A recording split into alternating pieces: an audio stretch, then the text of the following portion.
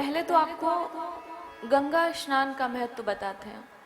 कौन कौन करता है गंगा स्नान या यमुना जी स्नान? बात एक ही है। वो लोग हाथ उठाएं जिन्होंने कभी किया नहीं है। इसका अर्थ है कि सभी ने किया है। कहते हैं या तो गंगा जी पास हो तो भी ठीक है, यमुना जी पास हो, हम सभी तो यमुना जी के किनारे हैं, तो दर्शन मात्र से ही हमें पुण्य की प्राप्ति होती है। दर्शनस्तु महत् पुण्यम स्पर्शम पाप नाशनम। अगर हम यमुना जी के जल को या गंगा मैया के जल को स्पर्श करते हैं तो हमारे पापों का नाश हो जाता है स्पर्श करने से। और आलिंगम रोग नाशस्तु, आलिंगम का अर्थ है स्नान करना, क्योंकि हम वैसे तो उनको ऐसे नहीं कर सकते हैं, लेकिन जब हम जल में प्रवेश करते हैं तो हम ऐसे करते हैं ना, तो उससे हमारे रोगों का नाश होता है। और लिखा है चुंबनम मोक्षदायकम, अर्थात आचमन करना। तो मेरे यहाँ पे समझाने का अर्थ ये है, यमुना जी का आप दर्शन करिए, सप्ताह में एक बार करिए, रोज नहीं हो सकता है तो वीक में एक बार कर लो, महीने में एक बार कर लो, और कोई पर्व हो तो आप जरूर स्नान करें।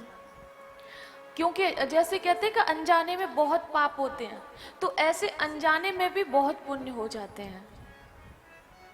और जो लोग गंगा के किनारे या यमुना जी के किनारे रहते हैं ग्रामीण क्षेत्रों में, तो उन लोगों के लिए तो कहते हैं ना सोने पर सुहागा है, वो तो अपने काम के लिए जाए तो भी स्पर्श कर लें।